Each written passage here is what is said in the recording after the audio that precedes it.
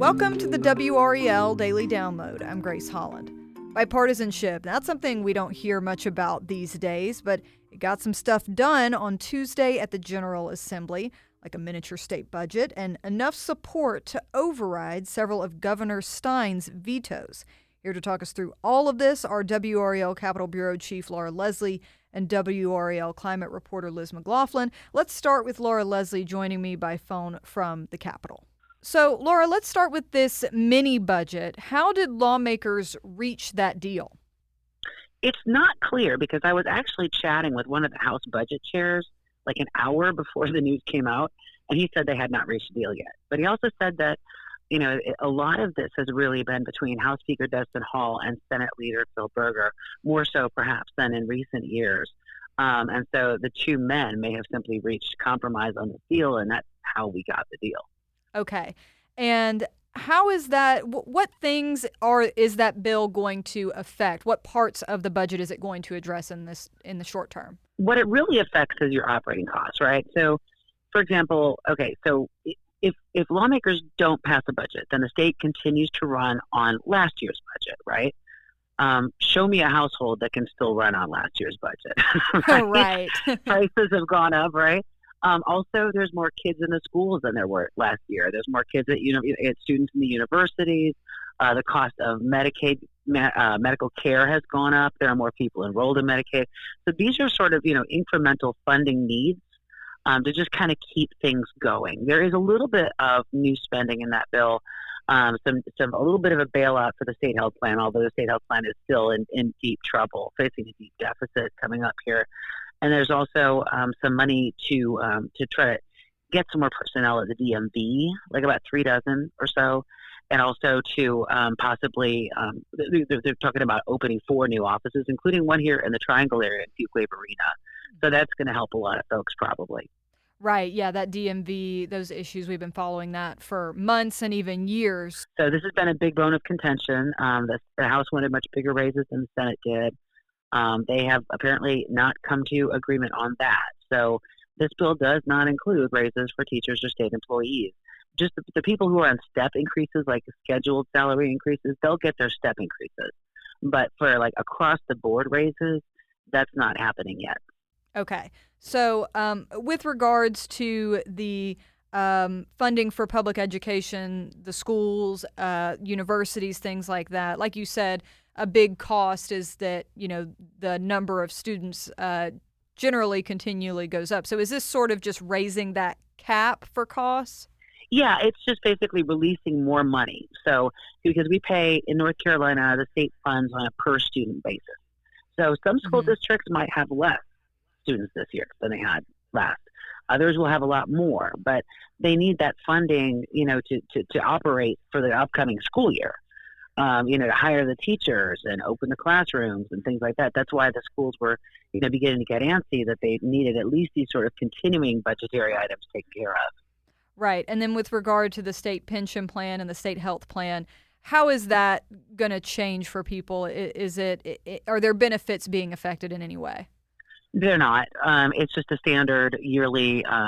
Basically, the state has to put money into the pension plan to cover the pension plan for the state employees, and they did that. The state health plan is just some extra money. You might remember the state health plan has been running in red and is looking at being like literally in the red here. But within the next year, they're going to have to raise some of the premiums for some state employees are going to have to go up.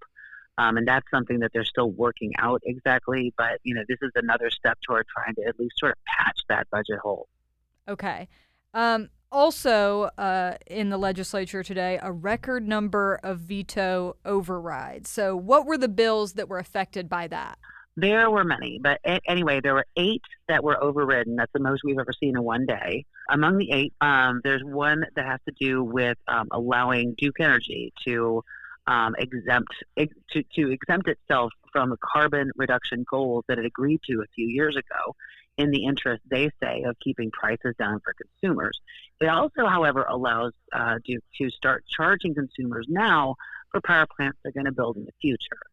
So, on one hand, you've got the supporters of this bill saying it's going to keep your energy bills lower, but the critics of the bill said, no, actually, it's going to make them go up.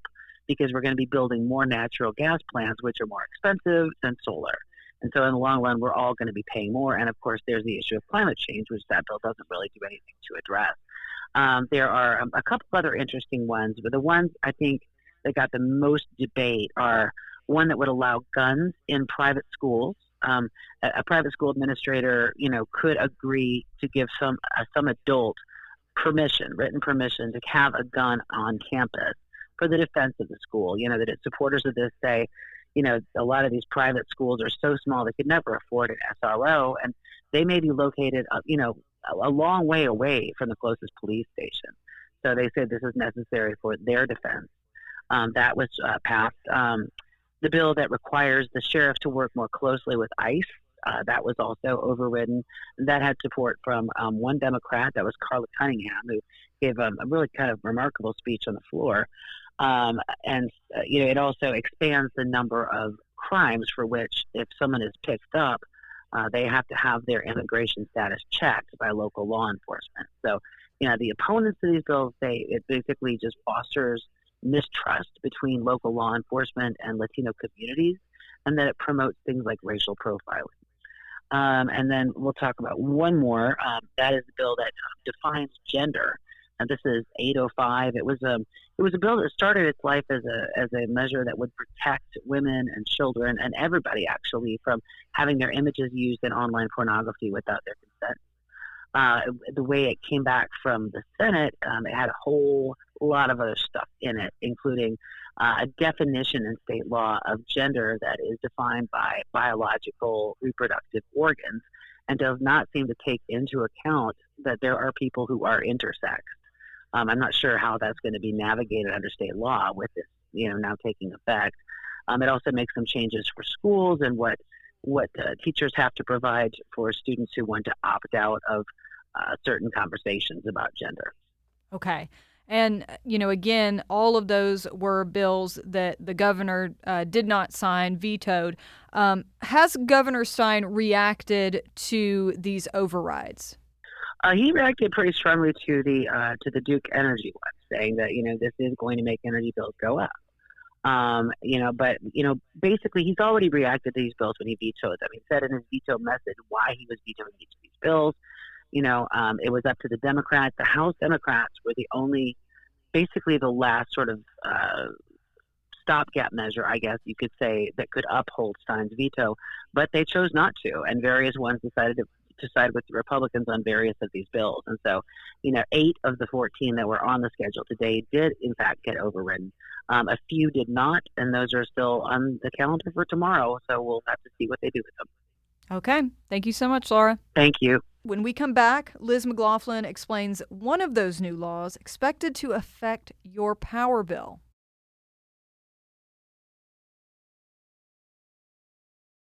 Okay, so Liz McLaughlin is here with us now. Can you give us the snapshot of what changed with Senate Bill 266? Laura was talking a little bit about it before the break. Sure. So this law eliminates the requirement that Duke Energy and other utilities cut power sector carbon emissions 70% by 2030.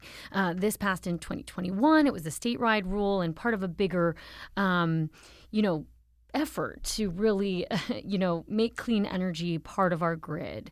So it still keeps the net zero by 2050, but takes out that interim deadline. It also lets Duke Energy charge customers up front. So before a new gas or nuclear plant is finished, it could show up on your bill before you're getting any energy from that plant. And it shifts more fuel price risk onto households.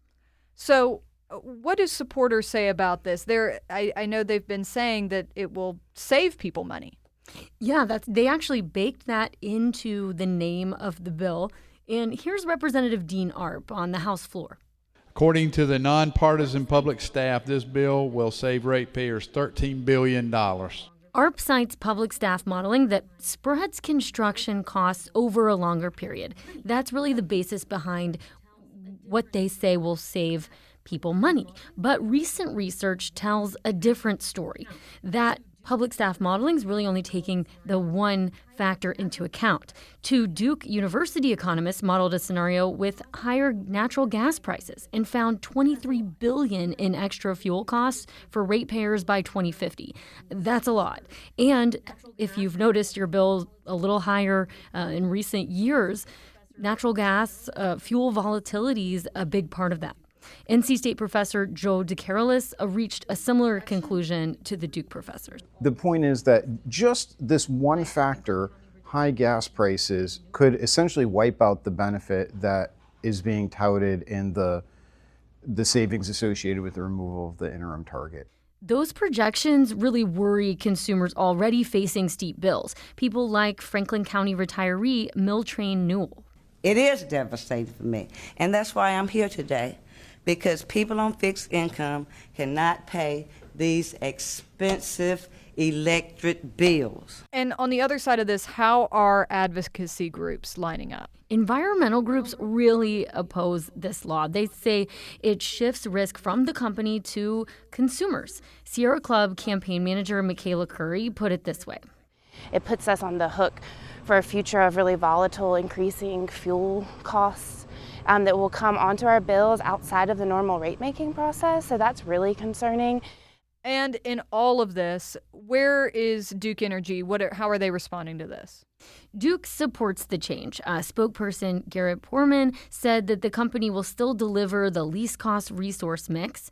They say that that's required by law to deliver grid reliability. So there's a little bit of subjectivity in deciding what that looks like, but that the law keeps the Utilities Commission safeguards in place. So Duke said it will detail its updated resource plan later this year, potentially expanding natural gas generation or delaying coal plant retirements now that that interim deadline is gone. And I should mention, this bill was initially introduced by a former Duke executive. Okay. All right. Well, thank you so much, Liz. We appreciate it. And thank you for listening to the WRAL Daily Download and for making us part of your morning routine. Another great way to get WRAL news is the Morning Briefing newsletter. That's a daily email with Triangle news, events, and headlines to help you get ready for the day. You can sign up at WRAL.com/newsletter.